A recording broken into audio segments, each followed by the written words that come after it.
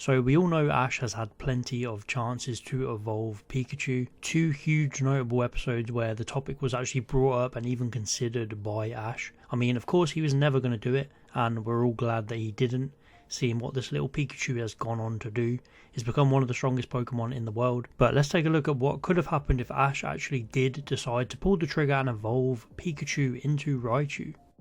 So I think the big question is, when was the right time? I definitely think Surge would have been way too early, like 14 episodes into the anime. That would have been too soon. Think of the Pikachu merch they'd miss out on. But Ash actually gets given a Thunderstone in this episode, and he carries it with him here all the way up until episode 74 of Diamond and Pearl. So let's say Diamond and Pearl is the breaking point for Ash, where he finally decides it's time to evolve Pikachu. He feels like he's not strong enough. He feels he needs a better chance.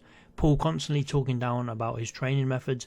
Ash snaps and makes the decision to evolve his little buddy and enters Raichu. I think the dynamic would change slightly, but probably not as much as people think. Ash and Raichu would still be as close as ever and share a huge bond, and I think for the most part Diamond and Pearl would play out the same, with Ash striving to be a Pokemon master alongside Raichu. I think Pikachu evolving in Sinnoh would probably have been the best time for it to evolve. This point in Ash's journey is where Pikachu hasn't quite become that ace powerhouse that it became in XY, and definitely in Sun and Moon. But it's still really strong and plays a huge part on Ash's team.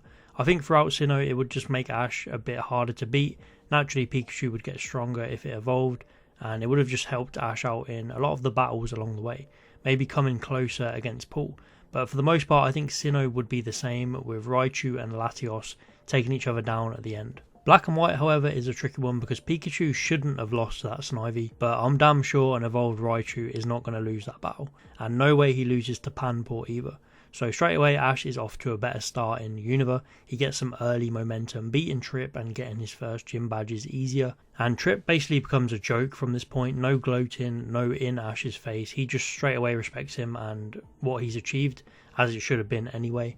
Ash eases through Unova. He still has similar problems with the rest of his team not quite keeping up, but Raichu is the clear ace of Ash's team now, alongside Crocodile. But at the end of the day, it still falls to Cameron's Lucario after already putting in so much work in that battle, and Ash still loses to Cameron. In Kalos, Raichu would continue to be the staple of Ash's team, getting huge wins, and notably it would get revenge for losing to Cameron's Lucario, but it would take down Karina's Mega Lucario just like canon. But this time, after winning, Karina tells Ash of some new hidden Mega forms that Raichu can actually turn into, and this piques Ash's interest. It gets him excited to continue his journey and learn all about these new forms. So in Kalos, Raichu and Greninja are the true aces, and Ash would be working towards both Battle Bond and Mega Evolution.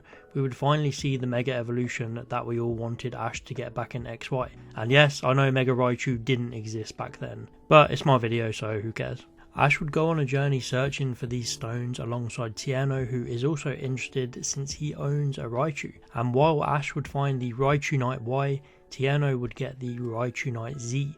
And I think the Y Mega for Raichu suits Ash so much. I think with this one you can see much more of Pikachu in it. It looks like it's going back to its roots, and it's a way of Ash giving Raichu but remembering what a close bond he had with Pikachu. And after Ash obtains this Mega, his bond with Raichu only grows stronger. The two of them truly become one. Meanwhile, he struggles to get Greninja and its battle bond under wraps because he's spending less time on it.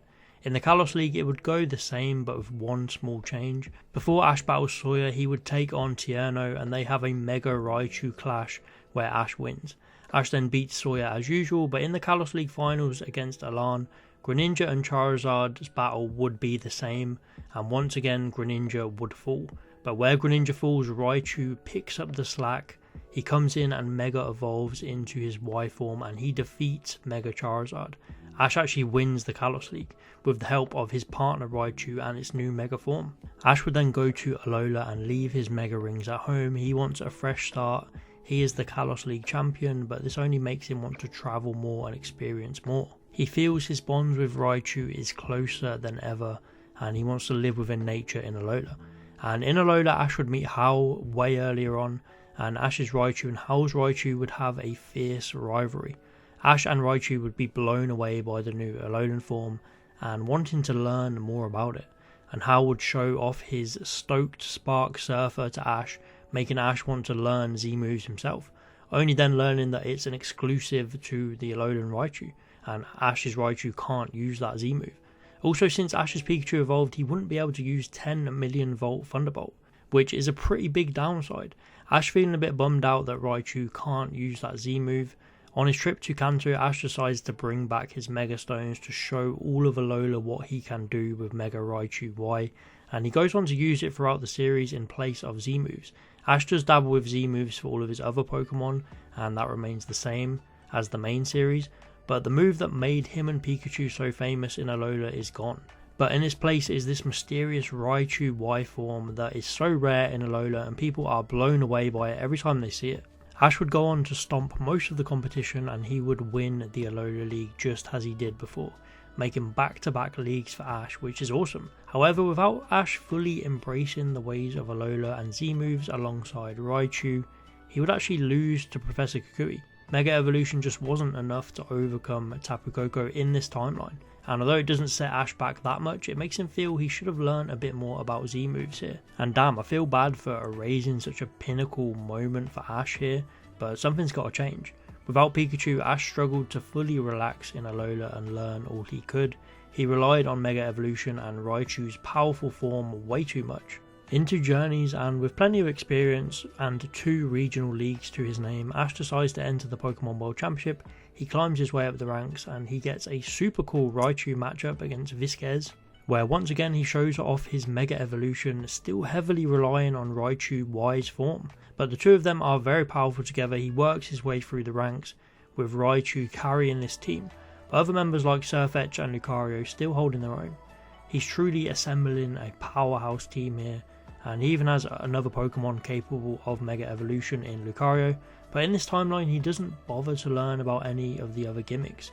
He doesn't let Gengar use Gigantamax. He is fully focusing on Mega Evolution. He feels that is enough to get him over the line.